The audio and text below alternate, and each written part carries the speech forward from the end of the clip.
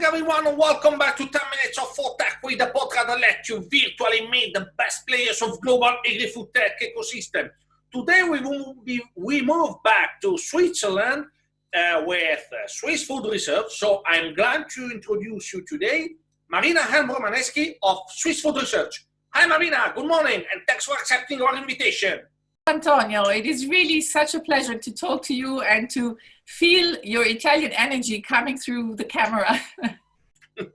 Thank you, Marina. Thank you. You are pure fuel, both for my business and for my self-esteem. As I love to start this podcast, we have just 10 minutes, so we're gonna jump immediately to the first question.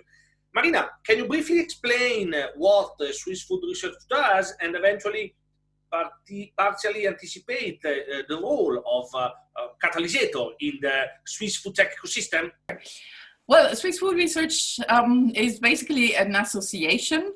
We have more than 150 members amongst research institutions, big corporations, small and medium enterprises, as well as startups, and different organizations working together. And our role is to define, let's say, also a bit of the future of the agri-food tech in Switzerland.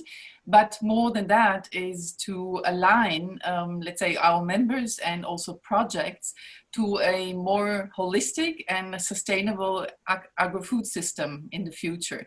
And our role is basically matchmaking. So since we have this big ecosystem, it is really about putting or connecting the dots between, let's say, companies and their application, as well as the research in technology and science. So it is really important that we bridge this scientific aspect with applications to the market. Thank you, Marina. Thank you. That's perfectly clear. You mentioned, in fact, one word repeatedly, continuously in this podcast, so connecting dots, the power of a catalyzator. Marina, we worked together to the report of Swiss startups at the last Foodtech 500 that showed 17 Swiss startups ranked in the list. And doubly a growing ecosystem, 70 startups that spans the whole food chain. We have a huge presence of agri-tech, then we have insights for food, we have plant-based, we have blockchain, we have food security, we have direct-to-consumer with farming. They're ranked in the top 10 of global food tech. Marina, and beyond that, a growing and interesting ecosystem. Do you think that such companies as Swiss Food Research that can eventually foster business, create a set of common goals, common values, can strengthen this Swiss food tech ecosystem? It's not only the importance of Swiss Food Research, it's really about the importance of a common goal and a common vision about the future food system. And yes, I mean, we've been around since quite a while now, so we have connected quite some dots, but we collaborate with many other organizations on, let's say, the Swiss market, organizations that have more regional connotations or have another specification. So it's really about collaborating with the ecosystem and with all the other players in it. Yes, sure. I mean, we wish to grow, that's for sure, but we also wish to accompany this transformation that we are all seeing needed in the future. So this is our main goal, and we are very happy that last year we developed a charter, as I mentioned, about this holistic view of the, let's say, future food systems. And a charter that applies the concept of One Health, meaning that it's healthy for the human as well as for the planet. So this is our main goal, and with that we think we will be gaining importance and be a good partner for innovation processes along the value chain. Thanks, Marina. It's a big pleasure to see this level of collaborations. Marina, you talked about nutrition, and in the last months, we watched the rise of Swiss Food Nutrition Valley with Nestlé that will be hosted in one next episode. Can you briefly explain? Can you tell something more about this project? What I know about this project is that they are really trying to gather all the information about innovation in the, let's say, nutritional aspect. Sure, Nestle is part of it, I think Givaudan, EPFL, etc. And Swiss Food Research is also a member of the Swiss Food and Nutrition Valley.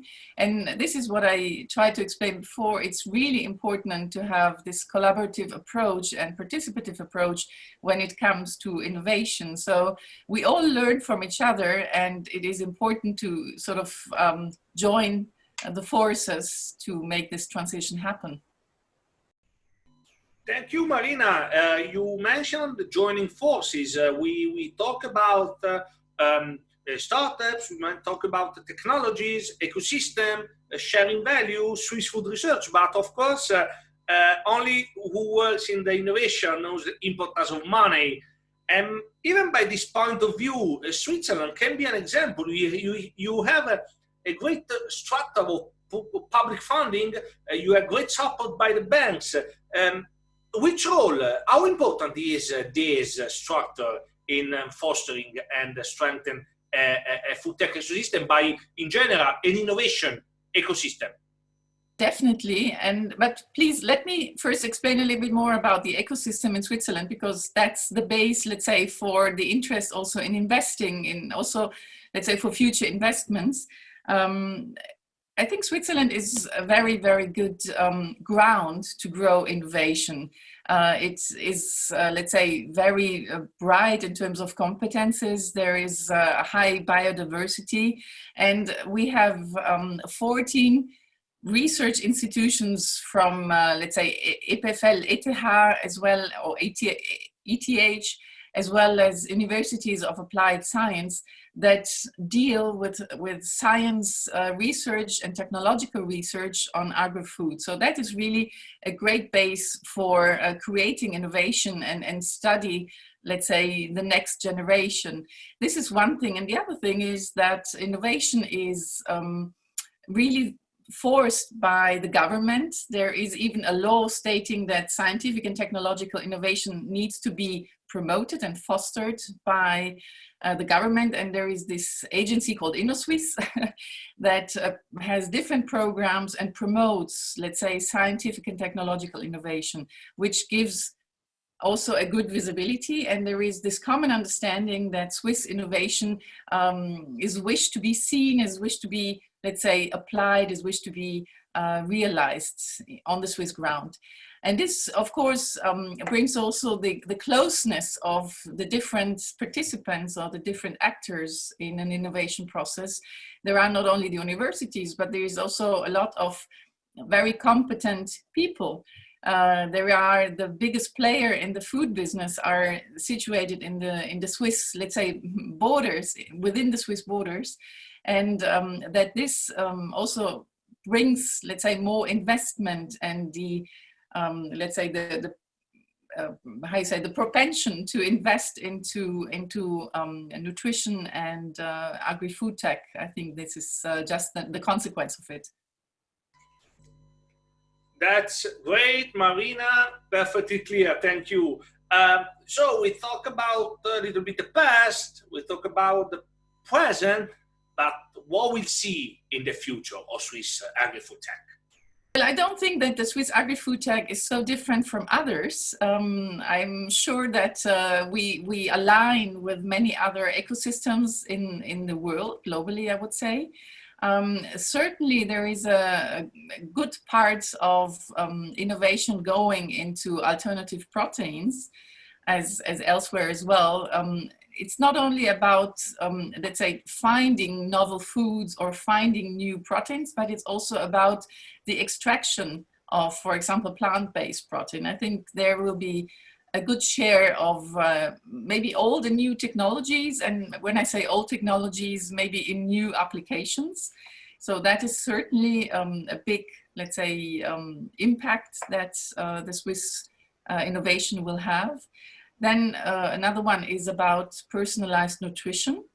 Of course, digitalization and also, let's say, wearables that can tell things about your health or what you just need to eat, etc. There will also be a big share of innovation coming from there, I would guess.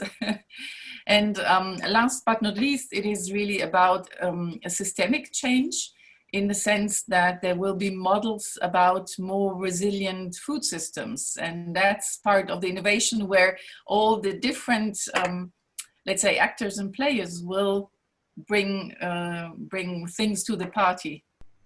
Thanks, Marina. So you used the right words perfectly. Swiss Foodtech will be perfectly aligned with global food tech. It means for sustainability, plant-based, alternative proteins, supply chain sustainability, supply chain resilience, everything perfectly aligned.